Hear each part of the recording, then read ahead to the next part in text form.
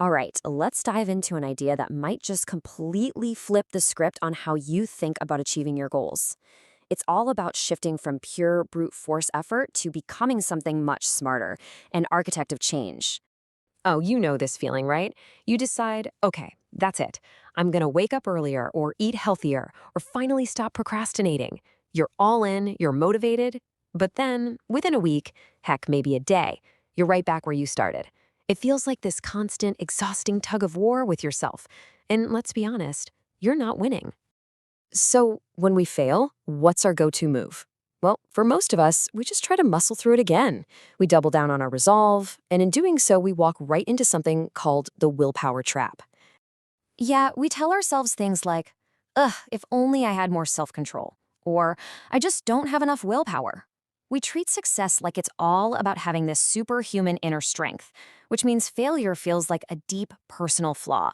It's just a miserable, demoralizing cycle. But what if that's the wrong way to look at it entirely? What if I told you there's an invisible force that has way more say over your actions than all your best intentions combined? Something that's secretly pulling the strings on your choices every single day. And this, right here, this is the whole game changer. On the left, you've got the story we always tell ourselves, that success is this heroic act of willpower, like pushing a giant boulder up a steep hill. But the hidden truth, that's on the right.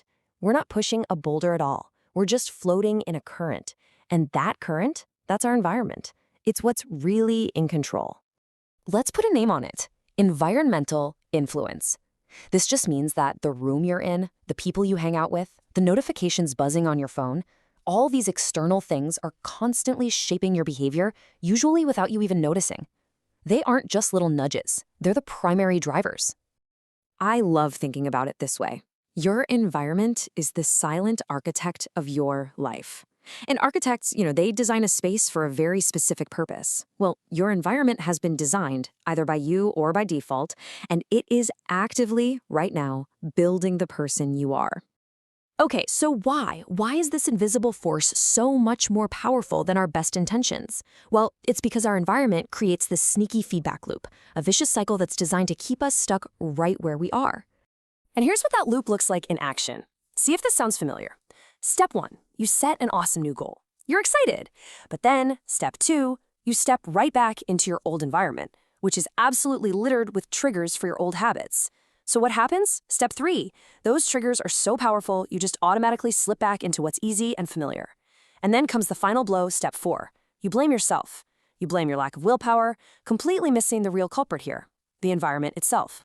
So here's the most important thing to get from all of this. Your struggle isn't a sign that you're weak, not at all.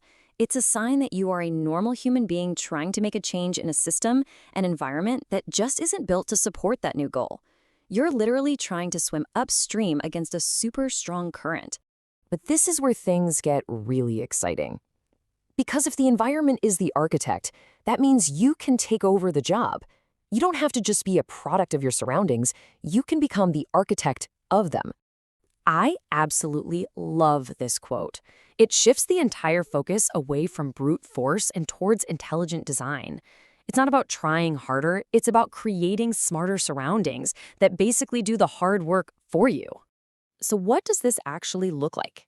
It means you actively shape your world. You want to read more? Easy. Put a book on your pillow so you can't miss it. You want to eat healthier? Put the fruit bowl out on the counter in plain sight and hide the junk food in a cabinet that's a pain to get to. You're making the good habits the path of least resistance, and you're making the bad habits way more difficult. You're designing an environment where your best self is the default option. So I'll just leave you with this one question. Seriously, look around you right now. Your desk, your kitchen, the home screen on your phone. What is one small thing in your environment you can change right now, today, to make a good habit just a little bit easier or a bad habit just a little bit harder? Because that's where the real power is. It's not in fighting yourself, it's in redesigning your world.